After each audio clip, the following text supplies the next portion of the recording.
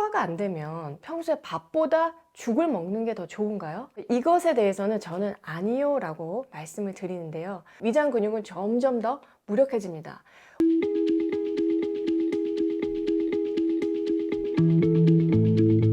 안녕하세요. 정선의 살 라이프 레시피 정나래입니다. 소화가 잘 안 돼서 저를 찾아서 진료실에 오시는 분들은 갑작스러운 소화불량보다는 아주 오랜 기간 소화가 안 되고 위장약을 먹어도 해결이 안 되는 분들이 대부분인데요. 증상은 같지만 원인은 다 다를 수가 있기 때문에 소화불량의 진짜 원인을 찾아내는 게 무엇보다도 중요해요. 그래야 근본 치료가 될 수 있기 때문입니다. 혹시 여러분 중에서 이런 분 있으신가요?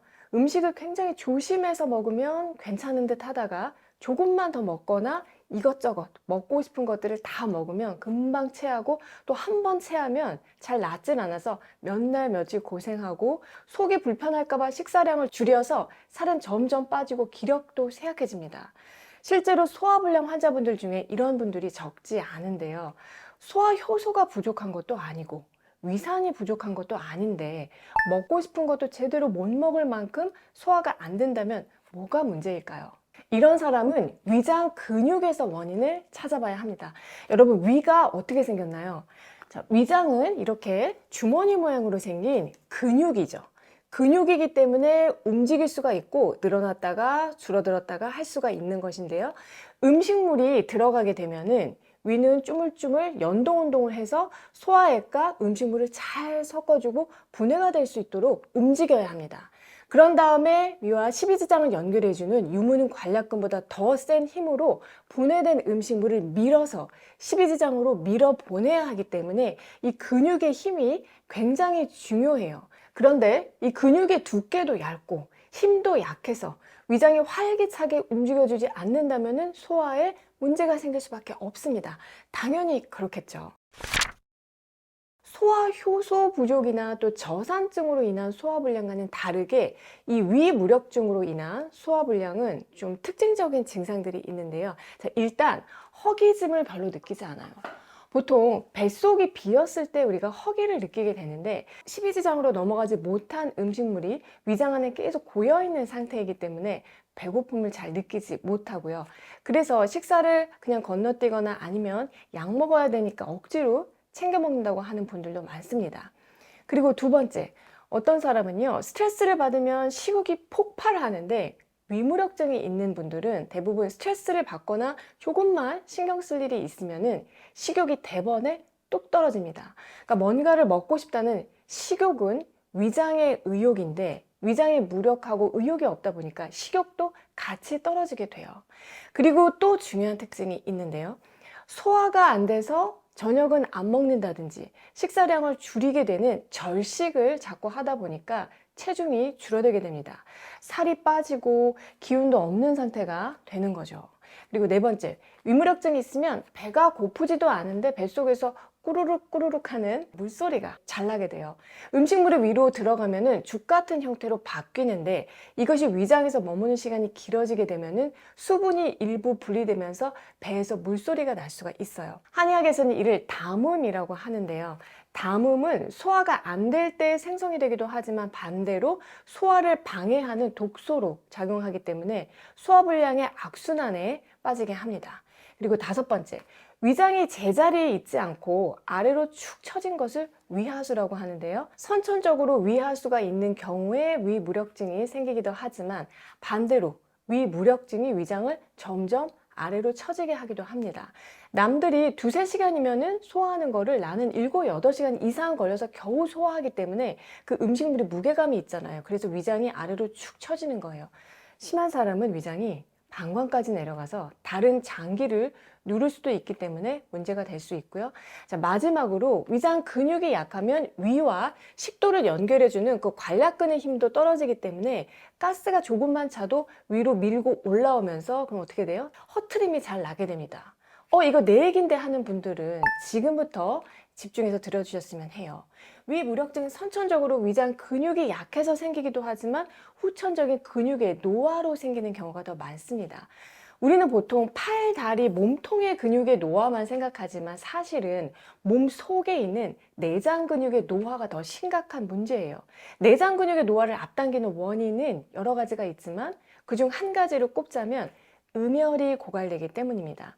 음혈은 혈액을 포함한 우리 몸의 진액을 총칭해서 말하는데 위장 근육으로 영양 공급을 하는 음혈이 충분히 순환되지 못하면 근육이 메마르면서 노화가 일어나게 됩니다. 보통 우리 몸은 걷다로 속다로가 아니라 통으로 동시에 돌아가는 시스템이기 때문에 몸 안팎으로 근육이 줄어들면서 근감소증이 동시에 찾아오는 경우가 대부분이에요. 따라서 위무력증을 근본적으로 치료하기 위해서는 소화제만 먹을 게 아니라 뭐를 해야 해요? 음혈부터 보충을 해야 합니다. 그리고 위장 근육으로 음혈을 잘 보내서 영양분과 산소가 충분히 공급되도록 하면은 위장의 근육이 살아나는데 이를 돕는 대표적인 식치지료가요. 연근이에요. 연근의 효능에 대해서는 제가 연근 영상에서 자세하게 알려드렸으니까 영상을 못 보셨던 분들은요, 참조해 주시고요. 다만 영상에서 말씀드린 치자는 약성이 냉하기 때문에 위장이 냉한 분들은 치자는 빼는 것이 더 좋겠습니다. 자, 위무력증 치료에 있어서 중요한 또 한 가지를 알려드릴게요.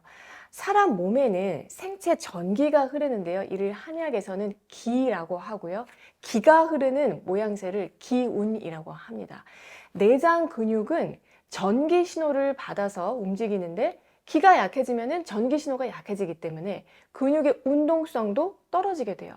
좀 전에 말씀드린 음혈이 고갈된 경우에는 전기 신호는 충분한데 위장 근육 자체가 비쩍 메말라서 운동성이 떨어지는 것이라면은 기운이 부족한 사람은 애초에 전기 시그널이 너무 미약해서 근육에 스파크가 일어나지 않는 상황이라고 생각하시면 될 것 같아요. 자, 과로해서 기운을 다 소진하거나 평소에 불면증으로 기를 매일 충전하지 못하면 전신에 흐르는 전기가 부족해지고요. 위장 근육으로 가는 전기 신호도 미약해지면서 점차 위무력증으로 빠질 수가 있습니다. 따라서 전신의 기운을 보충하는 보기하는 치료를 같이 해야 하는데요. 음식으로는 여러분이 잘 알고 있는 더덕으로 식치를 하실 수가 있어요. 더덕은 맛과 그 향긋함이 일품이지만 한의학에서는 사삼이라고 하는 한약재로 오랜 동안 쓰여오면서 원래 허약 체질이거나 기운이 소진돼서 쉽게 피로할 때 보기하는 약재로도 사용되어 왔습니다. 더덕은 어떻게 드셔도 좋지만요. 성질이 조금 차가운 편인데 조청으로 만들어서 먹거나 가루를 내어서 찐 생강가루와 함께 섞어서 더덕 생강차로 우려 드시는 것을 추천드려요. 위무력증 환자분들이 저한테 가장 많이 물어보시는 질문 중에 이런 게 있어요. 소화가 안 되면 평소에 밥보다 죽을 먹는 게 더 좋은가요? 이것에 대해서는 저는 아니요 라고 말씀을 드리는데요. 소화력이 약하다고 해서 계속 죽처럼 부드러운 유동식만 섭취를 하면은 위장 근육은 점점 더 무력해집니다. 움직일 수고를 아예 하지 않는 거예요. 유동식보다는 고형식을 조금씩 자주 먹어서 위장을 운동시켜 주는 것이 필요해요. 사람은 씹어 먹는 것이 기본이 돼야 합니다. 소화는 위장에서부터 시작하는 것이 아니라 입에서부터 시작이 된다고 여러분이 머릿속에 딱 탑재를 하시고 오랜 동안 씹으면서 입안에서 충분히 소화가 될 수 있도록 습관을 들인다면 이것은 위장을 살리는 습관이 됩니다. 그리고 많이 궁금해 하시는 다른 질문이 속이 불편해서 저녁은 안 먹고 있어요 라든지 적게 먹으면 속이 좀 편한데 적게 먹어도 괜찮은가요? 자, 이건데 식사량에 대한 질문이죠. 식사는 너무 과해도 문제가 되고 너무 적게 해도 문제가 되는데 사람마다 체구도 다르고요. 몸무게, 근육량, 활동량도 다 다르기 때문에 밥 한 공기가 맞다, 밥 반 공기가 맞다 이렇게 정할 수는 없습니다. 자, 그래도 적절한 식사량의 기준을 정할 수가 있는데요. 지금 내가 먹는 밥 양으로 만약에 체중이 조금씩 빠지고 있다면 그거는 식사량이 부족한 것이기 때문에 한 숟가락이라도 늘려 나가셔야 합니다. 밥을 조금만 먹으면 위장에 부담이 덜 가서 당장 부대낌이 덜하지만 장기적으로 봤을 때는 먹는 게 적어서 전신의 기력도 쇠하게 하고요.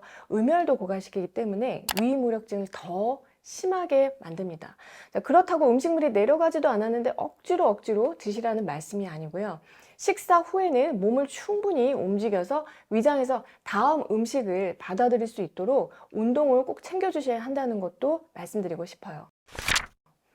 오늘 내용을 다시 한번 정리하면요. 자, 만성적인 소화불량의 원인으로 위무력증을 알려드렸고요.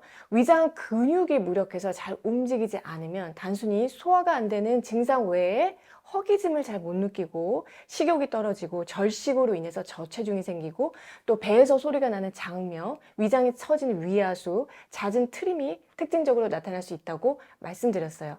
위무력증을 치료하는 데 있어서 가장 중요한 두 가지로는 음혈 보충과 보기하는 방법으로 내장 근육의 노화를 막는 방법과 이를 위한 식치 음식으로 연근 그리고 더덕을 소개해드렸습니다.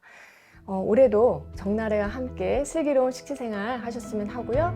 위가 약해서 고생하시는 분들께 오늘 내용이 특히 도움이 되었으면 좋겠습니다. 저는 다음에 또 좋은 내용으로 찾아뵐게요. 평소에 어떤 음식을 어떻게 먹으면 좋을지 개인적으로 궁금하신 점 있으시면요. 식치 상담소로 사연 보내주시면 1:1 코칭을 해드리고 있습니다.